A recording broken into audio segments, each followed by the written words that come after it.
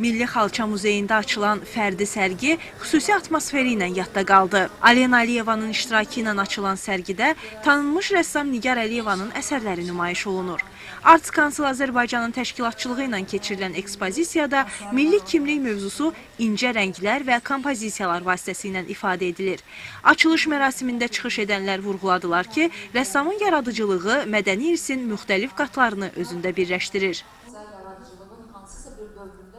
Vəsələ xanım Əkbərova ilə bu layihə üzərində çalışmışıq. 2 il ərzində bu proyekti, layihəni ortaya çıxartmışıq. Müxtəlif muzeylərin eksponatlarını istifadə eləmişəm.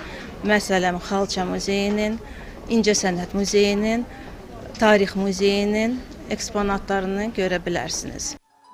Tədbirin bədii hissəsində Şövkət Ələkbərova adına 20 nömrəli 11 illik musiqi məktəbinin şagirdlərinin ifasında Üzeyir Hacıbəylinin məşhur Arşın Malalan operettasından musiqi nömrəsi səsləndirildi. Bu ifa sərgidə təqdim olunan əsərlərlə vəhdət yaradaraq milli ruhun, ənənəvi dəyərlərin və məişət səhnələrinin bədii ahəngini tamamladı.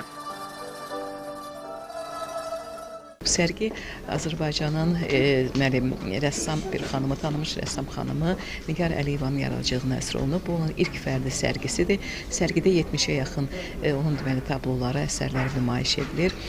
Bu tablolarda o geniş diapazona malik olduğu burada təmsil olunur, görünür.